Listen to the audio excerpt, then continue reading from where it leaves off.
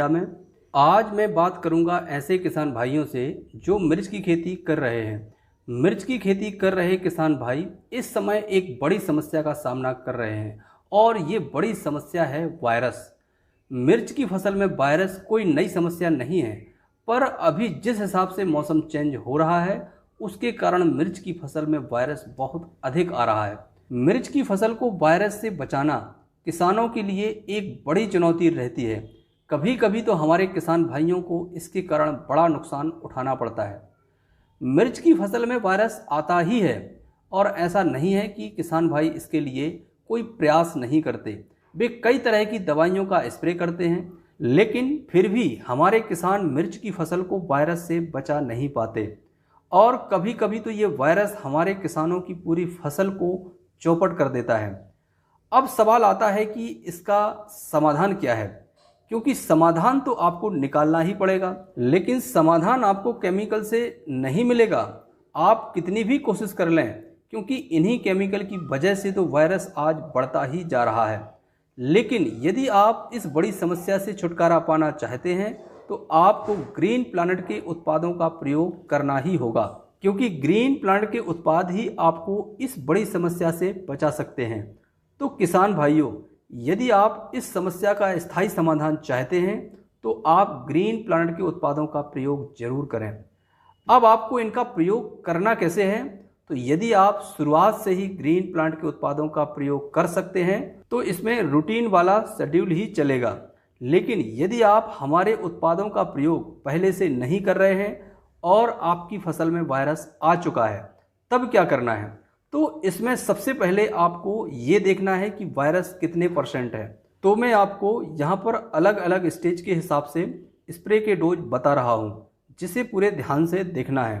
पहली स्टेज, जब आपकी फसल में वायरस की शुरुआत हो रही हो या जब आपके प्लॉट में 2 से 5% पौधों में ये असर दिख रहा हो, उस समय आपको पहला स्प्रे 40 ml वायरोसॉल 20 ml PPNP को 10 ml स्प्रेडाल 90 के साथ मिलाकर प्रति 15 लीटर पानी के साथ स्प्रे करें। दूसरा स्प्रे इसके 5 दिन बाद 40 ml वायरोसॉल और 30 ग्राम PPFC को 10 ml स्प्रेडाल 90 के साथ प्रति 15 लीटर पानी के साथ स्प्रे करें।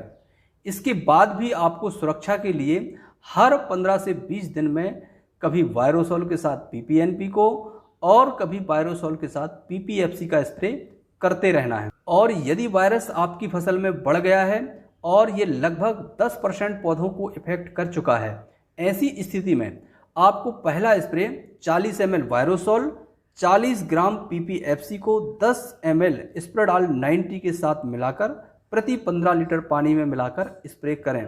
इसके 5 दिन बाद दूसरा स्प्रे 40 ml वायरोसॉल 30 ml वायरोहिट को 10 ml स्प्रेडाल 90 के साथ मिलाकर प्रति 15 लीटर पानी में स्प्रे करें।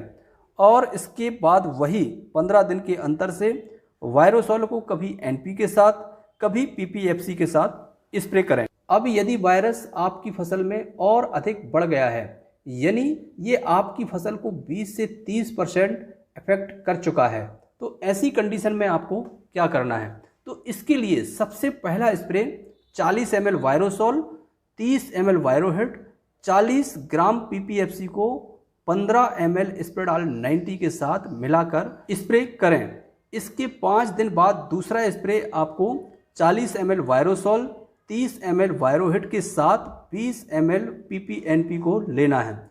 इसके बाद तीसरा स्प्रे वायरोसॉल के साथ ऑर्गोमाइड को लेना है।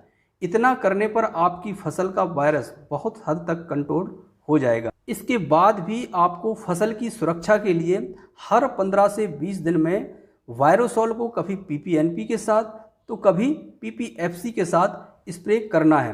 तो दोस्तों, यही है वायरस को कंट्रोल करने का सही उपाय।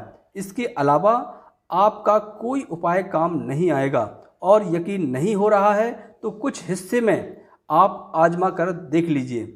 तो दोस्तों, ये जानकारी आपको अच्छी लगी हो तो इस वीडियो को लाइक करें, शेयर करें और यदि आपने हमारे चैनल को अभी तक सब्सक्राइब नहीं किया है तो सब्सक्राइब कर लें, बेल आइकन दबा दें।